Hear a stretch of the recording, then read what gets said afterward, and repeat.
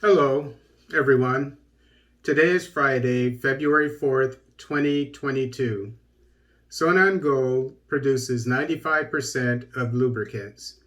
This article is taken from Jornal de Angola. Excuse me. Last year, Sonan Gold produced 95% of the lubricant products sold in the country, a capacity that gave only a 5% margin for imports of these oil derivatives in 2021. Excuse me.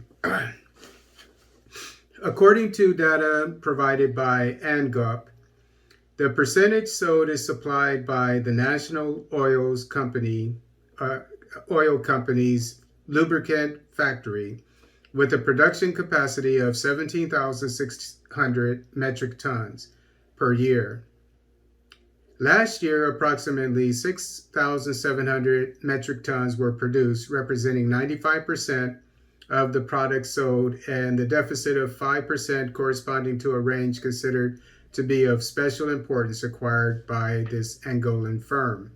According to a communication from the National Fuel Society, Angop is Sonangol's lubricant brand and has products for cars and motorcycles, auto, for activities and or marine equipment, and for industries.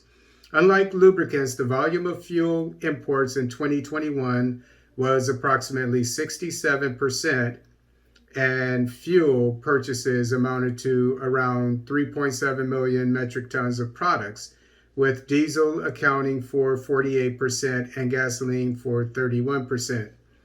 Of the total fuel produced locally, 33%, the Luanda refinery, currently undergoing expansion works, supplied 30%, the topping in Cabinda 3%, while the missing 67% were covered using imports. So 67% of the oil producing giant of Africa, of the oil consumed, the gasoline basically, is imported.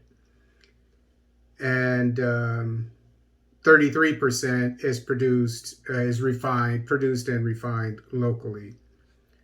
So I'm assuming that they produce, like Nigeria, they produce enough oil to supply their own country. They just can't refine all of it. So they probably export a lot of crude oil. I think crude oil is before it's refined to other countries that refine oil.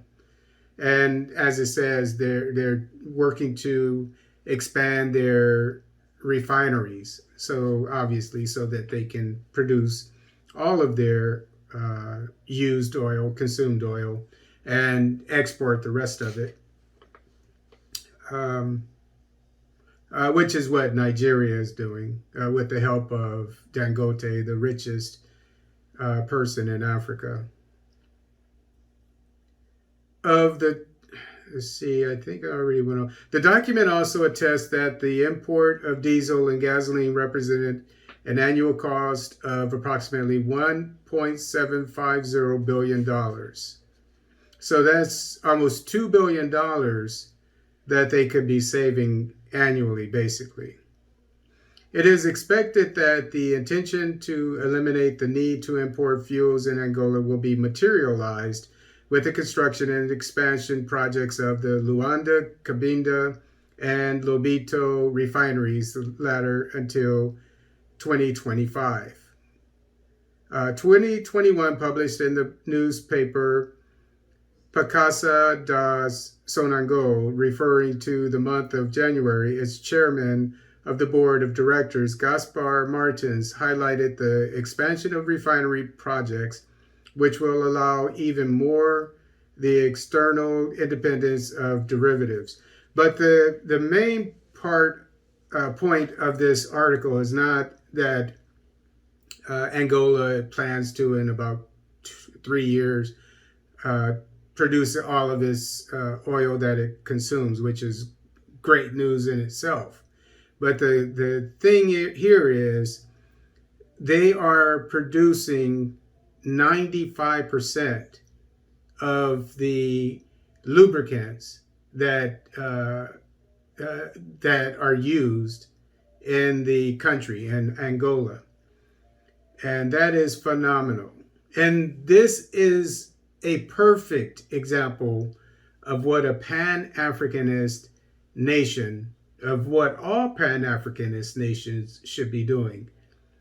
And so I'll give you an example. Kenya, which produces, among many other things, cement, as well as Malawi and Nigeria and Liberia or Sierra Leone. I think it's Sierra Leone. A lot of different countries do. But let's use, and Uganda as well, and Zimbabwe. But let's use Kenya, for example, because it's a large economy. Say that they did the same thing with their cement. And this is a state-owned company, by the way, that is producing the oil as well as the lubricants that come from the oil, 95% of them.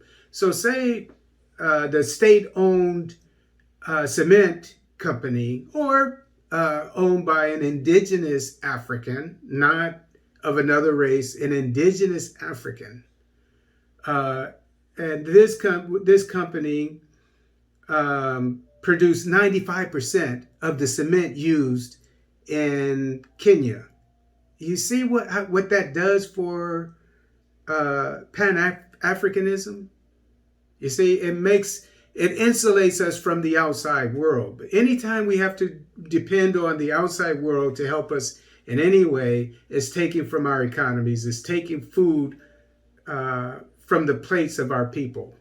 So Angola is a great example here. And the three countries that I say the greatest things about economy-wise in Africa are Nigeria, Ethiopia, and Angola, not necessarily in that order.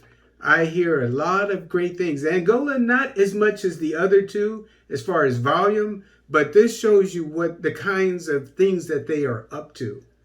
This is a good example of what Angola is up to. So let's keep an eye on Angola.